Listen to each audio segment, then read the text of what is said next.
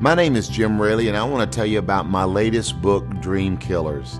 I've heard it said that no person lives above their dreams. In fact, a great dreamer named Walt Disney said, "Don't underestimate the power of a dream."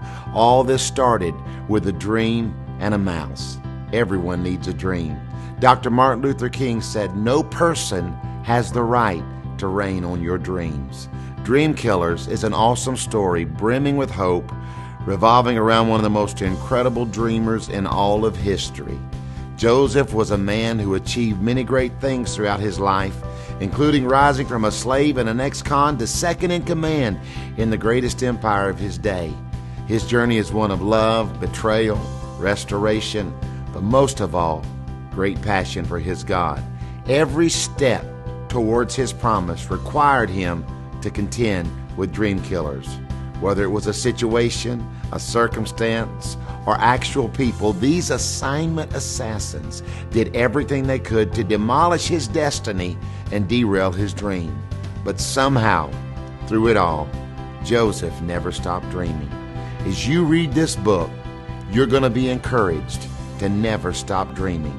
You will be equipped and empowered with the necessary tools to effectively identify and understand and contend with your dream killers of life.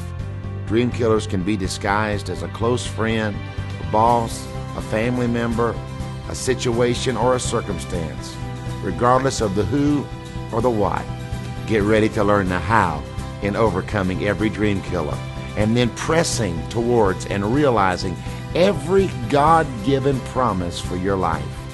With the turning of each page, the reader will realize that it is impossible to hang on too tightly to your dream, and that hope is really, truly alive. Each chapter deals with real issues and real life. In Chapter 1, you'll learn how to dare to dream big. Chapter 2 is a no-holds-barred expose on understanding your dream killer. In Chapter 8, we learn about dream suicide and how not to kill our own dreams. In Chapter 11, we even learn how not to waste our pain. We discover how our pain can become fuel for our dreams. This book is life-transforming. C.S. Lewis said, "You're never too old to dream a new dream." I challenge you, read this book, Dream Killers, and be empowered to see your dream come true. Hi, welcome to the National Critics' Choice Online News, and today we have a very special guest with us, and it's none other than Pastor Jim Riley from Florida, and he has one of the great churches that's just been running for a while since back in 1997. Now, Jim Riley is a senior pastor of Calvary Christian Center in Ormond Beach, Florida, and is also the president of Calvary Network International. Pastor Jim Raley, thank you for joining me here at the National Critics' Choice. I'm so honored to be here. I'm excited to talk to you today. Yes, and you have also released a new book. Previously, you have published a book called, what's that you call that? Hell spells. That's right, Hell's Bells. And now, this new wonderful new book called Dream Killers, now Dream. available at all leading good bookstores around the world. And if you have a problem, just look up for Amazon.com. And That's this right. program is also sponsored by Charisma Media. Thank you, Yeah. Charisma. So, about this great book, many of my viewers would like to ask you this one important question we have, and that is, how did you manage to climb, such a great feat from zero, from 1997 to what it is today, leading one of the largest churches in Florida? Hello, can you hear me? Yes. You said, how did we go on this journey to lead one of the largest churches in Florida? Well, you know what? We did it by dreaming big. We did it by trusting in God and stepping out there in faith. I felt like the Lord spoke to me a long time ago that if I wanted his attention, I needed to pay attention to what had his attention. We started paying attention to broken folk, people who were struggling, people who were wounded. And I'll tell you what, when I started paying attention to those kind of folks, God started paying attention to me. And that's really the background and the backdrop of this whole book is learning how to dream now, dream big, and dream again. Now, speaking about dreaming big and dreaming again, many of the leaders around the world have this common question for you, and that is, what are your three key secrets of leadership in dreaming big? I think the key for dreaming big for anybody and everybody, number one, is to make sure your dream comes from the Lord. And when your dream comes from the Lord, you're not going to be able to fulfill it by yourself. He's going to make sure that you need Him to be your partner, because when He's your partner, He gets the glory when the dream comes to pass. I think the way to find out if your dream is from the Lord is if you can do it by yourself, then it's probably not from Him. If you need Him, then it is from Him, because God will always invite you to dream beyond yourself. So, number one, I think you need to make up in your mind that you want to get a dream from God. And then, number two, you have to persevere. You have to keep going and keep dreaming and keep pursuing when things aren't going the way you want them to go.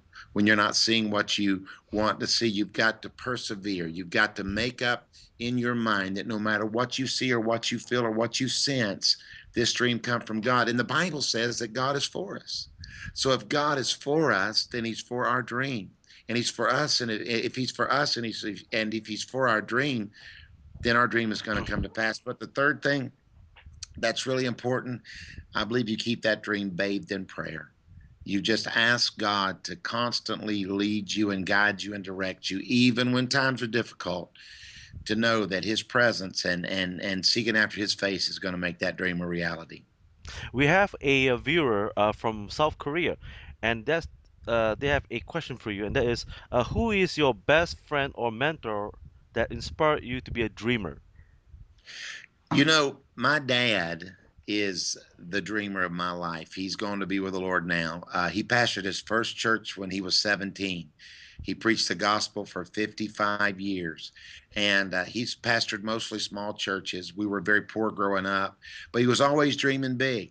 He was always dreaming of great things. And was dreaming for the next big thing that was going to happen in his ministry and for the kingdom. And he dreamed so big that he passed that dreaming uh, desire onto me, and I'm dreaming big right now. That's where that came from my own dad.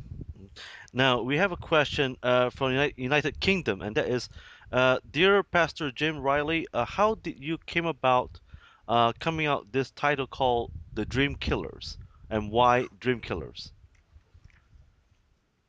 Well, I heard you say, how did I come about the title Dream Killers, but I didn't get the last part of that question. How did you create this title, Dream Killers, and how did it came, and why do you use the title Dream Killers? Well, this the whole backdrop for Dream Killers is the story of the life of Joseph. And it's very, very, very powerful because Joseph dealt with dream killers. In fact, if you study the life of Joseph, the Bible said that his brothers hated him for his dreams and for his words. The fact that Joseph dreamed and then he had the unmitigated gall to even talk about his dreams, it's caused his brothers to hate him. They hated him because he dreamed. They were his dream killers. And in the book I address what it is to deal with dream killers, and I address why you have dream killers. Number one, if you know anything about a dream killer, you only have a dream killer because a dream killer believes in you. Joseph's brothers believed in him. They believed that he could actually bring to pass what he had been dreaming. And there are people listening and viewing right now. They need to understand that if you're dealing with a dreamer, the dream killer believes in you. They believe that you can bring it to pass, or they wouldn't be threatened by you. We all have dealt with dream killers. They can be a friend, they can be a coworker, it can be a situation, a circumstance, it can even be your own family. And so I just wanted to unfold this revelation of contending with dream killers and seeing your dreams come to pass in spite of the presence of dream killers. There's another question for Miramar. Dear Pastor Raley, could you tell us about Joseph's characteristics on how he accomplished his dream to be a man in power? Well, Oops. and that's the way God moves.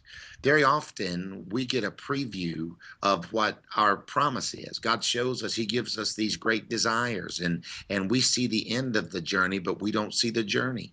And God showed Joseph the palace and the blessings and those that would bow before him, but He didn't show Joseph the journey. And you see, we all have to endure the process. We all have to go through the process. And here's what Joseph did. Even though Joseph went through painful times, he went into the pit. I actually have a chapter in the book called "The Pit Ain't It," where you're not going to stay in the pit if you're in the pit. Don't decorate your pit. Don't put a couch in your pit. Don't put a television in your pit because you're not there to stay. But Joseph persevered and maintained his dream. And here's what happened.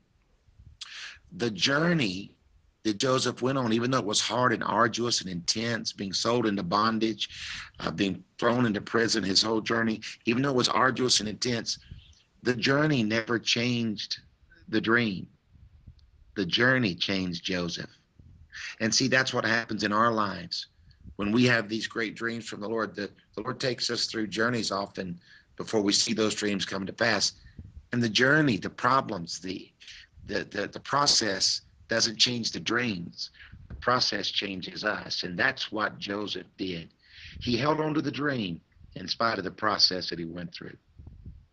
And there's another question from Malaysia, and it says, "Dear Pastor Jim, I'm a businessman, and I want to know how can I realize uh, what is God's dream for me, and how can I obtain God a God-inspired dream that you spoke of in your book?"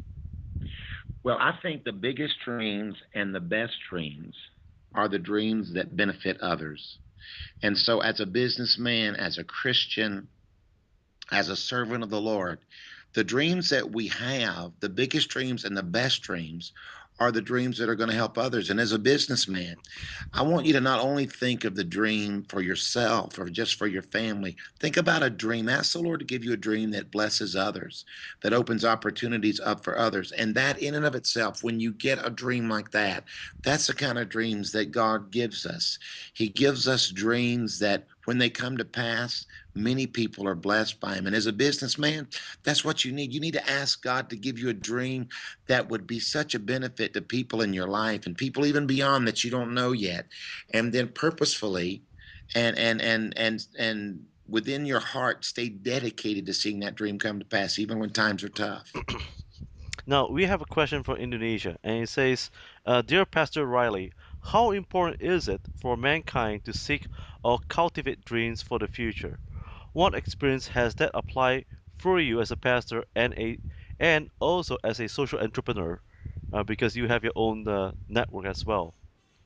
Well, I think ultimately is this: it's understanding this fact. Number one, that you have to stay committed to the dream. Number two, you have to make your mind up that even if you have to contend with dreamers, that you are going to see that dream come to pass. For me, I'm like Joseph. I've dealt with dream killers. I've dealt with situations that tried to devastate my ministry and devastate the things I do beyond the ministry, things that I've dreamed of. And I've had dream killers try to rise up against him. But Joseph did a very powerful thing in this story. The Bible said he dealt with dream killers and that his brothers could not speak peaceably to him. They couldn't say a kind word to him. The Bible said they hated him. And the word hate in the Hebrew, it's the word saying, it means hatred in action. They hated everything about Joseph. But even after Joseph shared his dream, even after they rejected his dream, the Bible said that Joseph dreamed yet another dream. Here's the key: no matter what, no matter who hates your dream, don't stop dreaming. Keep dreaming. And when you see one dream come to pass, dream again. Somebody's listening right now to me on the radio, and you've been thinking about giving up on your dream. It's not time to give up on your dream. It's time to dream again. We have a question from Japan, and it says, "Dear Pastor Jim, could you tell us how can I protect my dreams and bring it to reality? What other steps should I avoid?" Well, I think the first thing that will protect your dreams is a pure heart, is a pure motive. It's having dreams for the right reasons. And there's great protection in that. And it's also opening yourself up to being accountable to people who you love and who love you. And I think it's very important to comprehend and understand, number one, in these steps to protecting your dream. Number one, share your dream with the right people. See, there's some people you can't afford to share your dream with. There's some people you need to share your dream with. There are some people that they're dream killers in your life, and you can't share your dream with them. So find someone that you can share your dream with. Find someone that will celebrate you, that will celebrate your dreams. The second thing is to realize that your dream is a gift from God. Your dream is a gift from God, and your dream is a gift to someone else. Even Joseph's name, if you define Joseph's name means this: gift from God. And here he is dreaming this dream that's going to protect his whole family. He's dreaming this dream that years later would be the dream that kept his family alive. And at that moment, when his brothers were trying to kill him, they didn't realize that he was a gift from God, but he was a gift from God. Listen, one of the ways you protect your dream is to realize that your dream is a gift from God, but secondly, it's a gift to someone else too. Somebody's counting on you to dream big. Somebody's counting on you to have a great big dream that will not only bless your life, but will bless theirs as well. There's a question from Singapore, and that is, my pastor told me that I should not look for opportunities, but instead I should wait for God to bring the opportunities to me. What is your perspective? Should I listen to my pastor? Well, I would never say rebel against your pastor, but I think real often we need to be careful that we just don't wait. I think God is pursued. I think his plans are pursued. I think dreams are pursued. And I'm not saying that you don't wait on God, because the Bible said to wait on the Lord, but we also need to be active in that time. We need to be very methodical in that time and do things that will bring our dreams into fruition. We want to make sure that our waiting doesn't turn into just, I'm going to stay where I am. Don't settle. You can't settle and do great things. You can't settle and fulfill great dreams. Look at Joseph. Joseph had to go on quite a journey, didn't he? He had to leave his comfort zone, his home, and everything he knew. And it wasn't even the way that he would have chosen to travel. But in the end, because of his faithfulness, he was able to see it come to pass. So my advice to you would be to respect and love your pastor. Wait when it's time to wait, but when it's time to move, also move forward. There's another question, and that's from me, and that is, how do you balance between a dream and contention? Because there's a lot of people around the world, even countries like Europe and Singapore, they say that yes, it's good to dream big, but you gotta live with contention. You gotta live, with what you have. So how do you balance dreaming big and accomplish big things while living with contentions, such as living with what you need and not Right. and not what you want? So because you have built one of the biggest churches in Florida, and so how did you overcome issues like discontent? Listen, I believe that there is a godly discontentment that you can have. Not a discontentment with who you are, not a discontentment with your salvation, not a discontentment with who Jesus is and what he means to you, but a discontentment in the sense that you want to do all you can for the Lord, that you want to dream as big as you possibly can. But you can't let that discontentment, that desire for more, turn into bitterness and turn into frustration. I think what it needs to be is fuel that says, you know what, I've got this unrest because I know, God, you want to do so much more. I'm not satisfied where I am because you put something deep inside of me that is bigger. You always need to be in pursuit, dreaming big. God's called you to dream big. God's called you to do great things, and God's called you to fulfill your purpose. And it's never a bad idea. Let me tell you something. If God is your partner, then make your plans big. If God is your partner, dream big. But in that dreaming big, you need to act small, be kind, be gracious, be loving, and be thankful. See, why should God take you to a new place if you're not thankful for where you are? In one of the chapters in the book, I address this. I talk about succeeding where you are. You got to learn. Joseph did this. He succeeded where he was. Even though the opportunities were not great and his situations were not wonderful, he succeeded where he was. Here's the key to every dreamer. Here, every dreamer needs to get this key in your heart. The key to the next level is this level. It's succeeding here. It's doing all you can here and being grateful, and then having that discontentment in this sense that says, you know what, this that I'm feeling is going to drive me. I'm going to succeed here, but I'm going to drive and seek after the next level in the Lord and what God has for me. And that's a good question that you have answered. And a good question is coming from the United States, and it's going to be a little bit challenging for you. Okay. And that is, dear pastor, what can I expect in my journey as a dreamer, trying to fulfill my destiny for God and my family? Will there be obstacles? What is your experience like? Here's what you can expect. Expect the unexpected. Expect the unexpected. Expect things to happen that you didn't see coming. Joseph never saw the process that he would have to go through. Joseph didn't know he was going to be placed in the pit.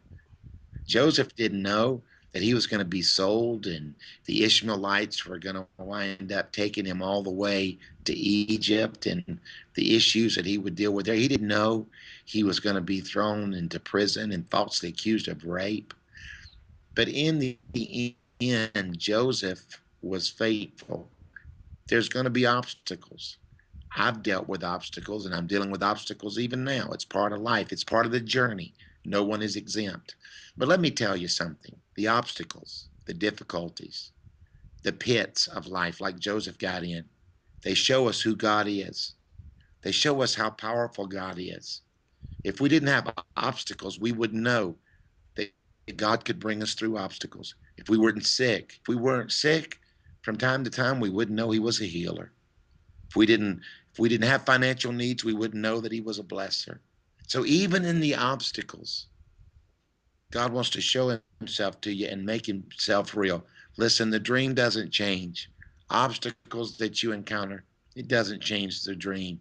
It just gives God a chance to show you who He really is and what He can do.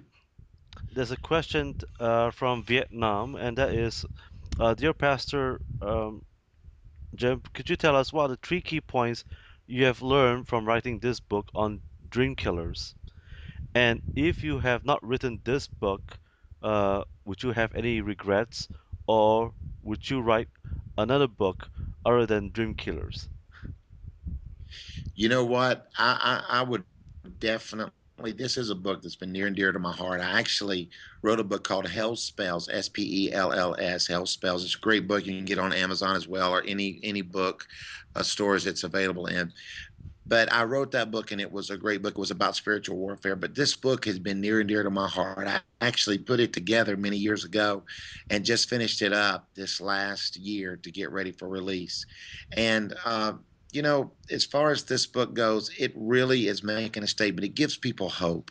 And that's what I take. The three things that I take from this book is this. Number one, get a dream from the Lord. Get something big from God and let Him impress it into your heart. Number two, keep hoping, keep believing that if God said He'll do it, He'll do it. Don't lose sight of the dream when you're going through hard times. And number three, be thankful. I have a place in the book. One of my chapters is my dream is delivered, but am I? When Joseph finally had his dream come to pass, and it was so supernatural, the way that God brought it to pass, he actually had two children. His children's name was his first two children was Ephraim and Manasseh. And Ephraim and Manasseh's name, one of them's name means double blessing, and another one of them's name means causing to forget. And what Joseph did after he saw the dream come to pass, he looked and he said, God, you've given me double for my trouble. You've been twice as good to me as I thought you would be. God, you've gone above and beyond. And that's what God does. He does above and beyond when you dream for him. But the second thing, causing to forget. That's what he named his one of his sons, causing to forget. He said, God, you've been so good to me and you brought me so far in this dream that I don't even choose to remember the hard times. I'm going to forgive my brothers. I'm going to forgive those who wrong me. And I'm going to be thankful because you've blessed me so much. God wants to bless somebody listening to this program right now, cause you to forget your hard times and the people that hurt you, and let you know that your dream can still come to pass. And speaking about dreams, my last question for you right now, Pastor Jim Riley, and that is, um, what is next for you? And what would you like to tell the world uh, from this book that you've written? Were there any disappointments in your life that you have managed to overcome and fulfill those dreams? Listen, I'll answer that question from the back to the front. I have certainly dealt with disappointments and things in my life not going the way that I thought they would go. I grew up, dealt with a lot of things that a lot of abuses, a lot of troubles. I didn't always live for the Lord and got in a lifestyle that was uh, of drugs and partying for a season. But the great thing about it, I studied the life of Joseph, and the Bible said it was the Ishmaelites that took Joseph from the pit into Egypt. And if you know anything about the Ishmaelites, they were the descendants of Ishmael, and Ishmael represents Abraham's great failure. Ishmael didn't trust Abraham didn't trust the Lord to bring the great promise through Sarah, and he went with Hagar, and they had Ishmael, and it represents Abraham's failure. But God was so big that he looked past Abraham's Ishmael and saw Abraham's Joseph. See, that's the power of God. God will take our Ishmaels, our failures, and he will cause them to preserve our dreams. God will use everything. And he used the descendants of Ishmael to get Joseph to Egypt. It was the Ishmaelites that brought him there. So even if you failed, even if you've struggled, even if you've had hard times, I want to tell you that God will use your hard times. Romans 8:28 says all things work together for the good to those that love the Lord, all things. And the last of your question, what's next for me? Listen, I'm going to do all I can with all I've got. I want to do more for Jesus. I want to love people more. I want to win more people to the Lord. I want to write more books. I want to give hope.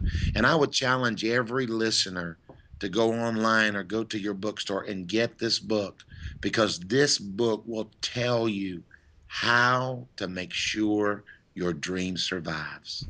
It'll change your life. I really believe that.